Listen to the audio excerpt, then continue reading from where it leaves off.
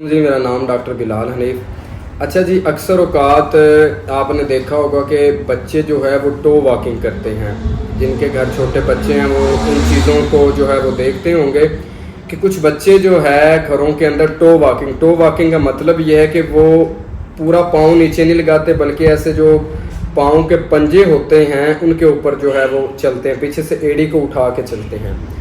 تو اس میں اب بہت ساری چیزیں ہو سکتی ہیں۔ ایک تو یہ ہے کہ جب بچہ آپ کا نیا چلنا سٹارٹ کرتا ہے، وہ چلنے کا اس کو ابھی وہ کہہ لیں کہ پراپر وے نہیں ہوتا، طریقہ نہیں ہوتا، اس کی وجہ سے ایسا کرتا ہے۔ لیکن اگر آپ کا بچہ 1.5 سے 2 سال تک ٹو واکنگ کر رہا ہے، اس کے بعد ٹھیک ہو جاتا ہے، پھر تو ویل اینڈ گڈ۔ اگر وہ نہیں ہوتا تو پھر اس میں کوئی میڈیکل کنڈیشن ہو سکتی ہے، ٹھیک ہے۔ اس میں جو موسٹلی ہمارے پاس پیشنٹ آتے ہیں، بچے جو ہوتے ہیں چھوٹے، ان کے اندر کیا ہوتا ہے، ان کا جو ہے ٹی اے ایچلیس ٹینڈن ہوتا ہے آپ کی ایڑی کے بیک سائڈ پہ، وہ پکچر میں آپ کو لگا دوں گا۔ وہ ٹینڈن جو ہے، وہ پٹھا جو ہے وہ ٹائٹ ہو جاتا ہے، جس کی وجہ سے بچہ جو ہے ایڑی کو اوپر اٹھا کے چلتا ہے، ہیل نیچے سٹرائک نہیں کرتا زمین کے ساتھ، ٹھیک ہے۔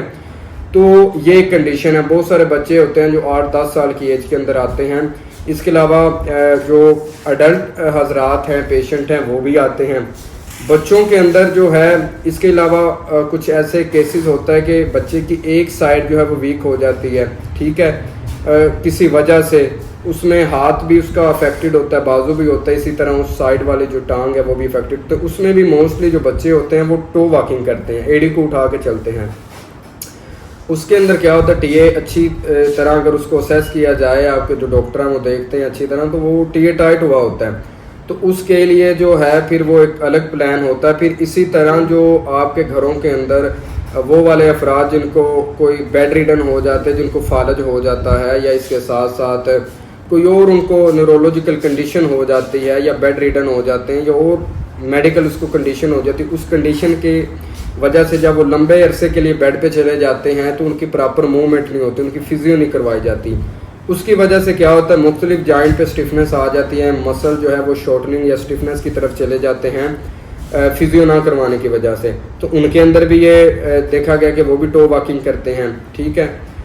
اس کا جو ہے بہترین یہ ہے کہ اگر تو آپ کو لگ رہا ہے کہ آپ کا بچہ 2 سال سے زیادہ عرصے کے بعد بھی جو ہے ٹو واک کر رہا ہے، تو اپنے قریبی ڈاکٹر کو چیک کروائیں، آرتھوپیڈک فزیو تھراپسٹ، ان کو چیک کروائیں، وہ اسیس کر کے آپ کا ٹریٹمنٹ سٹارٹ کریں گے۔ اس کے لیے مختلف جو ہے چیزیں ہوتی ہیں، فزیو اسٹریچنگ وغیرہ کرتے ہیں، کچھ بریسز کا استعمال کیا جاتا ہے جس کی وجہ سے وہ ایک پراپر پوزیشن اڈاپٹ کی جاتی ہے۔